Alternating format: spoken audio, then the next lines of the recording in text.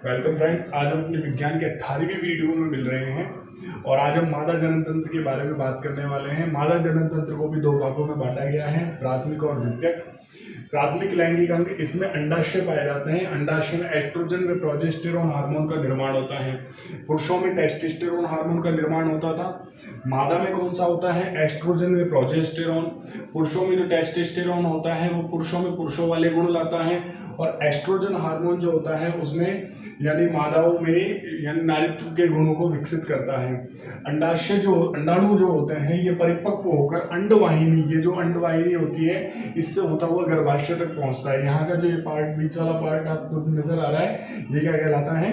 गर्भाशय कहलाता है। ठीक है बच्चों, इसमें देखो आगे और बात करते हैं अपन कि गर्भाशय जो होता है इसी में ही शिशु का जन्म होता है, इसी में ही सारी चीजें होती है। देखो द्वितीयक लैंगिक अंग की बात करते हैं, इस भाग में अनेक अंग पाए जाते हैं। जैसे कि पुरुषों में अपन ने बात की थी, जो प्राइमरी लैंगिक अंग था उसमें तो सिर्फ वृषण पाए जा रहे थे, वैसे ही इसमें भी सिर्फ क्या पाए जाते हैं?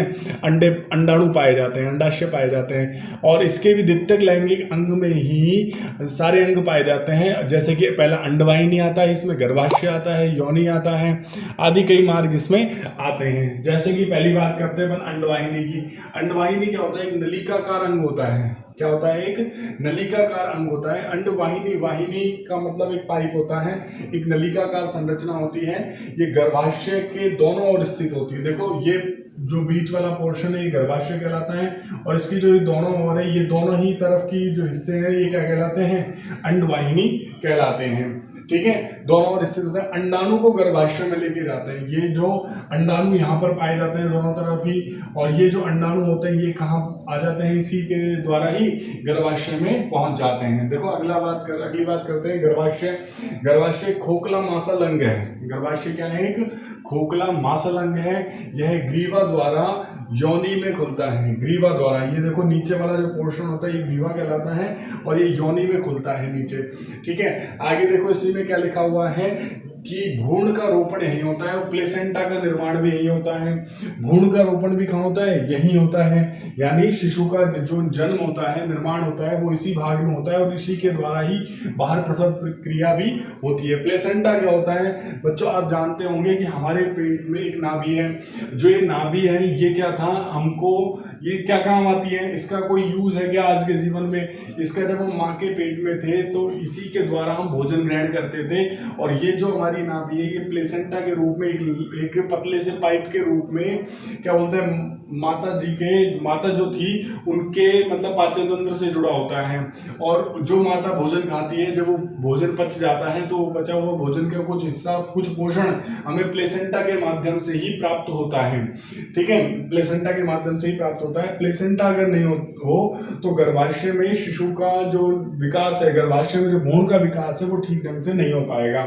इसलिए प्लेसेंटा बहुत जरूरी है। और जो प्लेसेंटा है, जब अपन जन्म लेते हैं, कोई भी बच्चा जन्म लेता है तो उस टाइम डॉक्टर उसको काट देता है तो वो आज हमारे पास नाभि के रूप में, अवशेष के रूप में रह जाते हैं।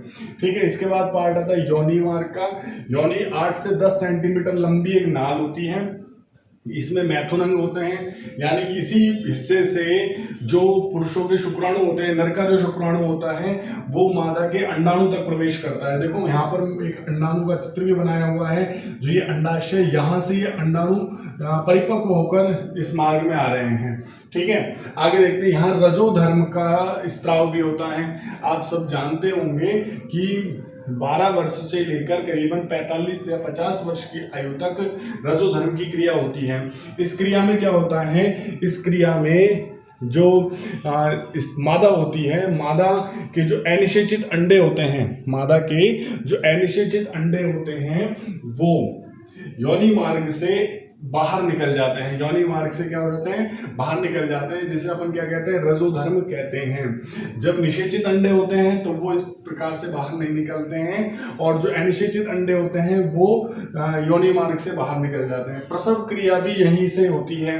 प्रसव क्रिया भी कहाँ होती है? यहीं से होती है। शिशु का जो जन्म होता है वो इसी भाग से होता है। ध्यान रखें, बोर्ड पेपर में आया हुआ है, 1 नंबर का प्रश्न है। योनि में लैक्टोबैसिलस नाम का जीवाणु पाया जाता है। ध्यान रखें, यही जीवाणु जीवाणु जो है दही में भी पाया जाता है।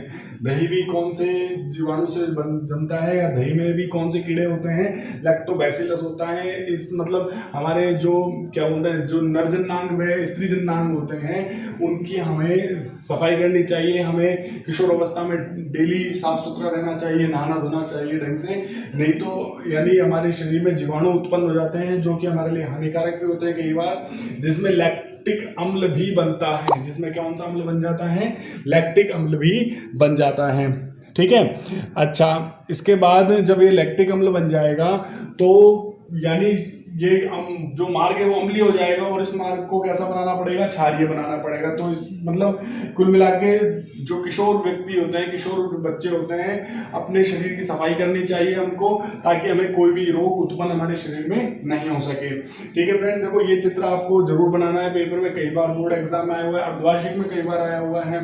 देखो दोनों तरफ अंडवाहिनियां हैं, बीच वाला जो एक पार्ट है ये मासल एक खोखली संरचना है जिसे गर्भाशय कहते हैं। प्लेसेंटा का निर्माण यही होता है। यहाँ पर अंडाणु होते हैं, अंडाणु यहाँ से गर्भाशय तक पहुंच जाते हैं। ग्रीवा है, योनि मार्ग है, यही इसमें मेन पार्ट इसमें होते हैं। प्रश्न आज के आपके सामने रख रहा हूं मैं।